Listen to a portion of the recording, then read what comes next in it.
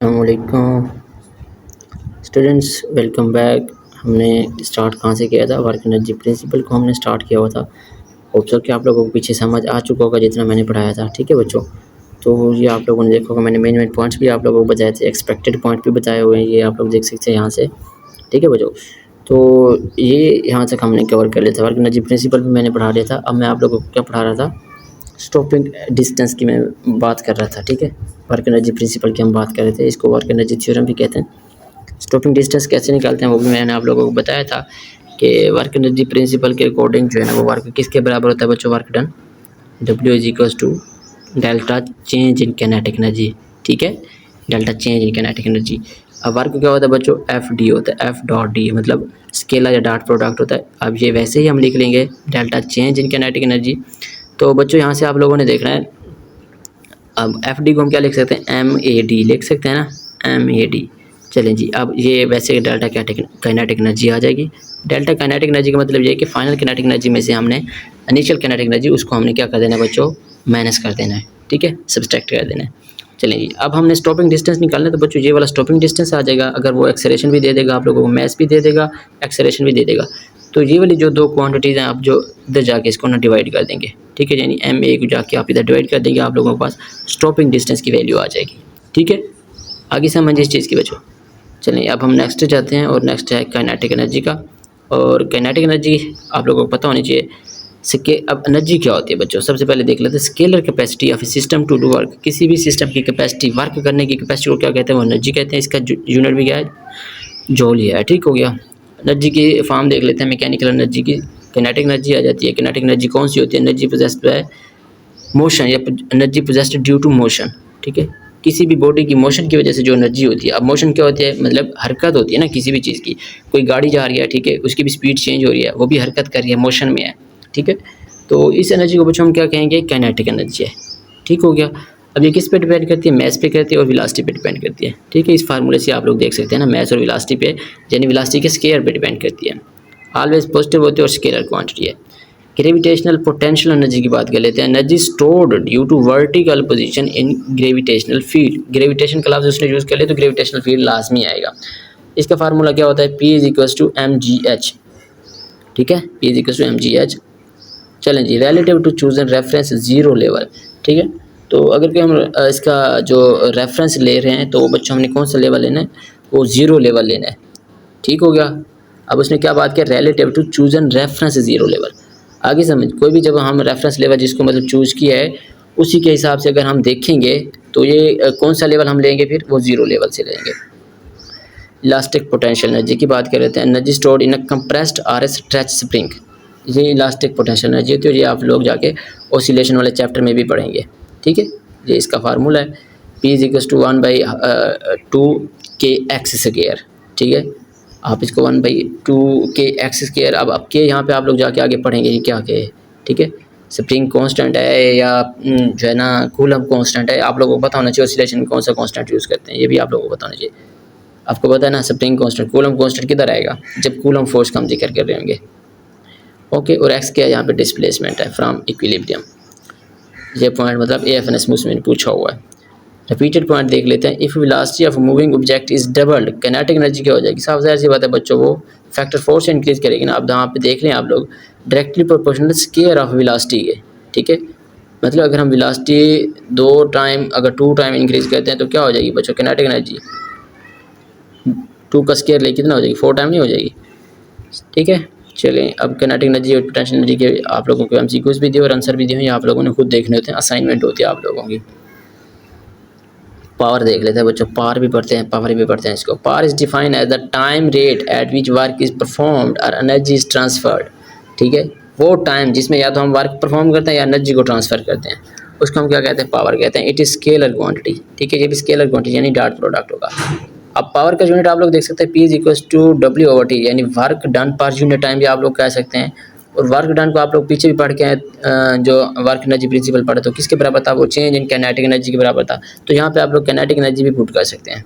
ठीक है, आप लोग यहाँ पे पोटेंशियल एनर्जी भी पुट कर सकते हैं। ठीक है, क्योंकि वर्क जो है ना वो एनर्जी की फॉर्म डिफरेंट फॉर्म में चेंज होता रहता है ना। आगे समझ इस चीज़ की, ये इसके एक फार्मूला है, उसके बाद दूसरा फार्मूला अगर वो वेलोसिटी और फोर्स का जिक्र कर ले तो फिर ये स्केलर प्रोडक्ट हो जाएगा किसका, फोर्स और वेलोसिटी का। ठीक है, अब डॉट प्रोडक्ट जब हम डॉट को ख़त्म करें तो क्या आएगा, कॉस थीटा आएगा। ठीक हो गया। साइन को क्रॉस को ख़त्म करेंगे, जो क्रॉस प्रोडक्ट होता है, ठीक है, या वेक्टर प्रोडक्ट होता है, उधर साइन थीटा आता है जब हम उसको ख़त्म करते होते हैं। अब पावर देख लेते हैं, कमर्शियल इसका एनर्जी भी देख लेते हैं। वाट, इसका यूनिट नेम वाट, ठीक है, सिंबल भी देख लें। और ऐसे यूनिट इक्विवेलेंस किसके बराबर होता है, 1 जूल पर सेकंड के। ठीक है, 1 वाट किसके बराबर होता है, जूल पर सेकंड के। ये ऐसा यूनिट है बेसिक। ठीक है, वाट जो है। किलो वाट देख लेते हैं बच्चों, मतलब 1000 वाट होंगे तो 1 किलो वाट बन जाएगा। और ये इलेक्ट्रिकल रेटिंग यूनिट है। ठीक है, एग्जाम इंपॉर्टेंस के हवाले से पूछ ले। हार्स पावर देख लेंगे, HP। और 1 हार्स पावर किसके बराबर होता है बच्चों, 746 के बराबर होता है। 746 यानी 746 वाट के बराबर होता है। और ये AFNS का हाई यील्ड पॉइंट है, बार बार MCQs पूछा हुआ है। किलो वाट हार की बात करें तो किलो वाट हार के हम देखेंगे ये 3.6 मल्टीप्लाई 10 की 6 जूल यानी 3.6 मेगा जूल, क्योंकि 10 की 6 किसके बराबर होते हैं, मेगा के। आगे समझ ये MD कैट के हवाले से बहुत इंपॉर्टेंट है। और ये कमर्शियल यूनिट है ऑफ एनर्जी का, कमर्शियल यूनिट। ठीक है, किलो वाट हार is not a unit of power, it is commercial unit of electrical energy. ठीक हो गया। चलें जी, ये नीचे MCQs दिए हैं, ये आप लोगों ने खुद ही करने हैं। आंसर भी दिए हुए हैं, एक्सप्लेनेशन भी दी हुई है। इसलिए कहता हूँ आप लोग खुद करना कि आप लोगों को असाइनमेंट है, क्योंकि आप लोग लेक्चर लेने के बाद ना फिर आप लोग देखते नहीं हैं इसको। आई समझ। चलें, अब हम कंजर्वेटिव नॉन कंजर्वेटिव फोर्सेस की बात कर लेते हैं। कंजर्वेटिव फोर्सेस कौन से होते हैं, work is independent of path taken, conservative forces में। ठीक है, जबकि नॉन कंजर्वेटिव में वर्क डिपेंड करता है को जो सब हम पाथ लेंगे। ठीक है, क्लोज लूप वर्क को देख लेते हैं। वर्क इन क्लोज पाथ वो जीरो होता है कंजर्वेटिव फोर्स के मामले में। Work in close path is never zero, यानी डेसिपेटेड, यहाँ पे जीरो नहीं होता। आई समझ। कौन सी केस में, जब नॉन कंजर्वेटिव फोर्सेस वर्क कर रही होंगी। अब MCQs कौन सा आप लोगों से पूछा जाता है, वही कंजर्वेटिव फोर्सेस की ना एग्जांपल देके आप लोगों से पूछा जाता है इनमें से कौन सी कंजर्वेटिव कौन सी नॉन कंजर्वेटिव, तो आप लोगों को पता होना चाहिए, वो याद रख लेना। पोटेंशियल एनर्जी की बात कर लेते हैं। Potential energy can be defined, इसमें हम पोटेंशियल एनर्जी को डिफाइन कर सकते हैं, लेकिन यहाँ पर potential energy can not be defined. Okay, चलिए एग्जाम्पल देख लेते हैं इसकी। एग्जाम्पल ग्रेविटेशनल जो एनर्जी है, ठीक है, gravitational potential energy, elastic spring वाली, ठीक है, एनर्जी जो होती है। उसके बाद इलेक्ट्रिकल एनर्जी बच्चों, ये सारी की सारी क्या है, ये कंजर्वेटिव है।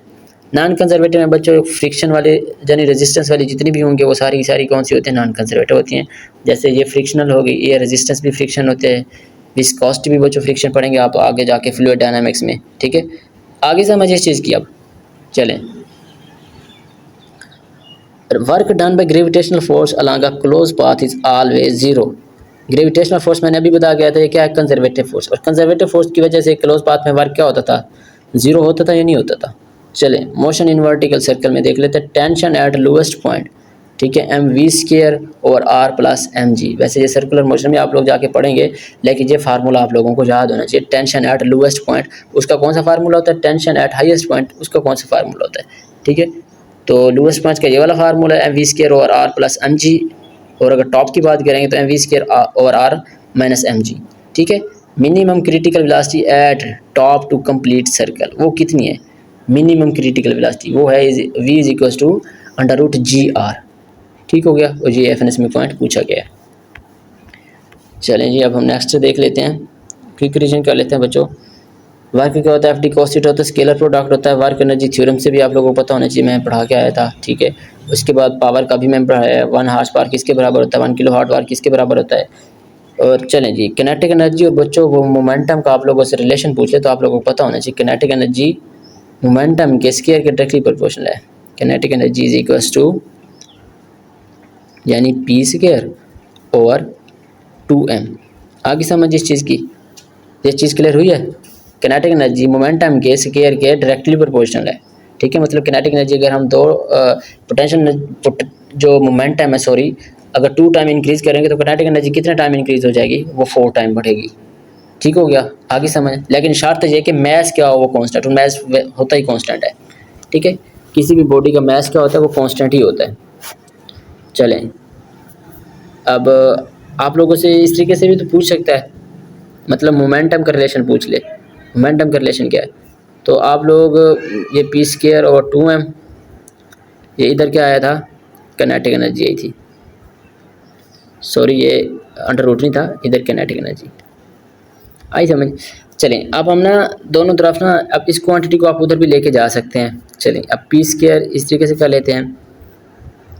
काइनेटिक एनर्जी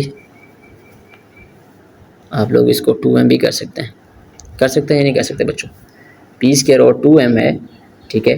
तो 2m को मतलब यहाँ से भी आप लोग कर दें, वहाँ से भी कर दें, मतलब कट कर सकते हैं। लेकिन अगर हम जनरल बात करें P square is equals to P और 2m, तो वो अंडर रूट आप लोग ले सकते हैं काइनेटिक एनर्जी का।